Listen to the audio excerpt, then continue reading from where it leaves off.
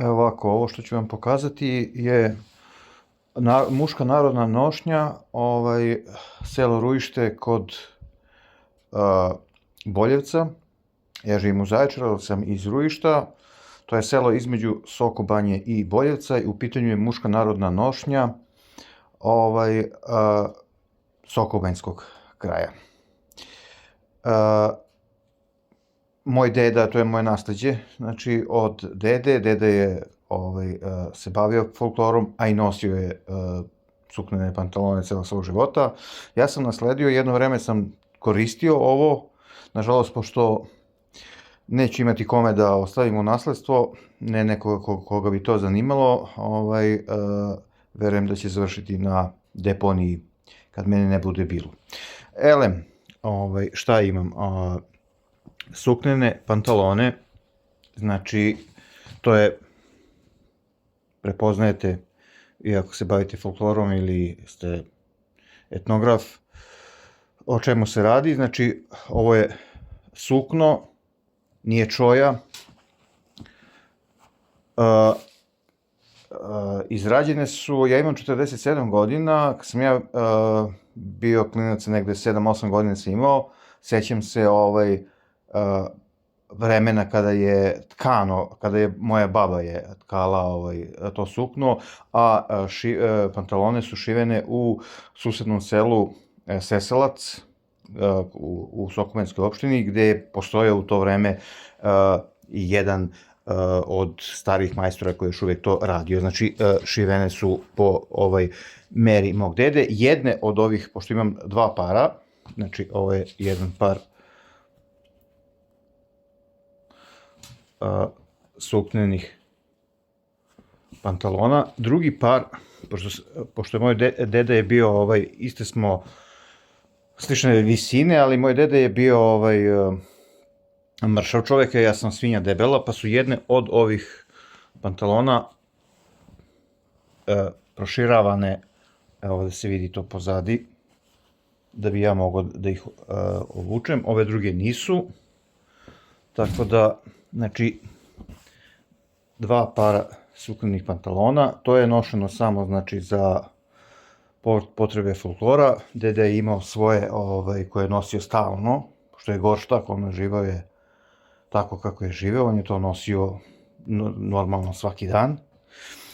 Dva para pantalona, ovo nema nigde oštećenja, ja sam sad pregledao, bilo je, držim to u naftalinu, tako da nema, ovo nije rupa, oštećenja nema, koliko ja mogu da vidim. Dalje, prsluk ili ti muški jelek, kako god se već ga zovete, ovo je jedan.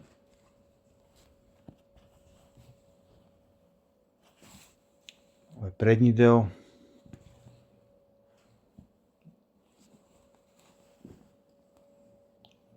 Zadnji. Drugi. Nešto, ovaj drugi je nešto tanje sukno, ali, znate, to i sami ako ste imali priliku sa suknenim stvarima, to je masivno i debelo. Tako da, kažem vam, ja se sećam kada su ove pantalone i ovo kada je to pravljeno i da je moja pokojna baba tkala sukno. Valjano je u valjaonici negde isto u Sokobanjskom kraju i šiveno kod majstora u Sesalcu kod Sokobanje pre nešto, znači, 40 godina. I imam parče, da vam dokažem da je to tako, parče sukna koje je preteklo od šivenja, evo ga, parče sukna koje je ostalo i ono služi eventualno za popravke ili tako nešto, znači parče sukna od te trube od koje su izrađene ove dve stvari. Dalje, čarape muške, 2 para. Ovako, vidite pletene, naravno, ovo je šara pletenja, nije ravno pletenje, znači koja je to šara i vez gore, potpuno nisu oštećene nigde, nošene jesu, kažem u nekoliko prilika, ali bez ikakvih oštećenja. Još jedan par, znači ove sa druge, razlikuju se, nešto malo se razlikuju šare i tehnika pletenja nije ista kod ova 2 para. Dalje, jedan muški pojas ili tkanica, kako ih vi zovete tamo u zapadnoj Srbiji. Šubara. Dedina, ja je nisam nosio zato što jednostavno ovo je jagnjeća koža. Nisam je nosio jer meni moja glava je mnogo veća, ne odgovara, tako da praktično je nenošena ova šubara. Dalje, košulja, prtena košulja, ona je starija od ovoga, ovo sam rekao, 40 godina je ovo napravljeno od sukna, košulja je starija i požutela je, naravno, ostajanje, treba da se opere, a to su,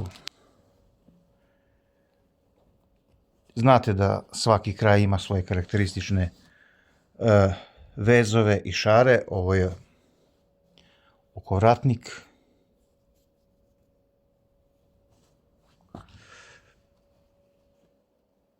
evo je rukavi,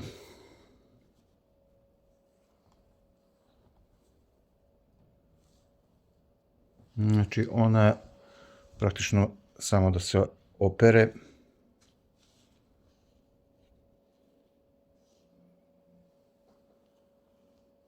One se kopčaju se rukavi na ovim metalnim kopčama, ja ne znam tačno kako se to zove, znači nisu dugmići, tako je bilo nekada.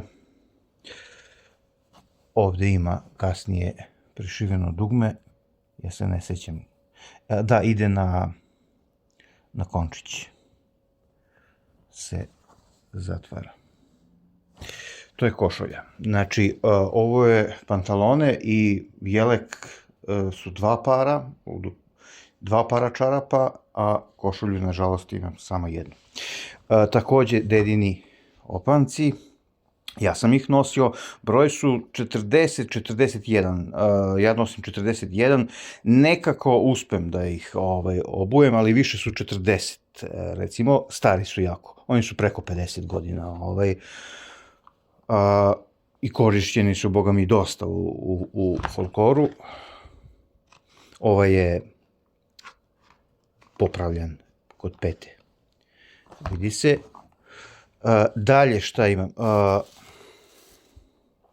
Ovo sam uzeo za mene, isto nisam nešto preterano imao prilike da koristim, ovo su potpuno novi, ovo su vlaški opanci. Znači, uz ovu nošnju koju sam vam pokazao, to i sami znate, idu ovi opanci, isto kao i u Šumadiji, u centralnoj Srbiji, znači šiljci obavezno, a ovo su vlaški opanci, oni su potpuno novi, oni su čak i, imaju ovo gazište urađeno od gume kod obućara. Sad, koliko su starije, ja stvarno ne znam, nisu korišćeni možda jednom samo ili nijednom. Oni su 41-42, znači a ovo je 40-41. Dalje, ne znam da li vas zanima, da vas preterano ne smaram. Frula, i to nije ona bez veze tamo neka sa vašara. Ovo je štimovana frula, znači D-dur, koliko se ja sećam, 7 rupa frula, dvodelna, samo malo, dobro, vidi se da je dvodelna frula, da mogu sad da je rastavim.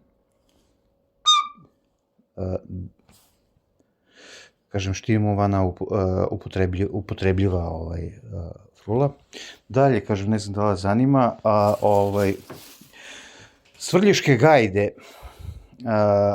kompletne, skoro normalno bez kože, bez mešine. To znate da koža kod gajdi to ne traje duže od 2, 3, 4 godine, tako da to je svako nemoguće sačuvati. Znači, šta imamo ovde? Gajdanica kompletna i ona ima duple piskove. Samo da vratimo ovo na mesto. Znači, gajdanica je kompletna i sad ću vam pokazati. Znači, ispravna sa piskovima. Treći deo, gde se uduvava vazduh, ovde znači, znate kako se gajda montira, gajdanica ide na kožu gde je vrat, praktično bio jagnjeta, prednja noga desna ide za uduvavanje vazduha i prednja leva noga je za ovo što se zove, kako se zove, prdak se zove kod nas, ne znam kako se zove. On je kompletan što se tiče delova, s tim što kod njega, znači, fali, ovde ide pisak za taj treći ton kod svrljiških gajdi. Svrljiške ili erske gajde u Vojvodini ih ima i sviraju se normalno, znate, u istočnoj Srbiji.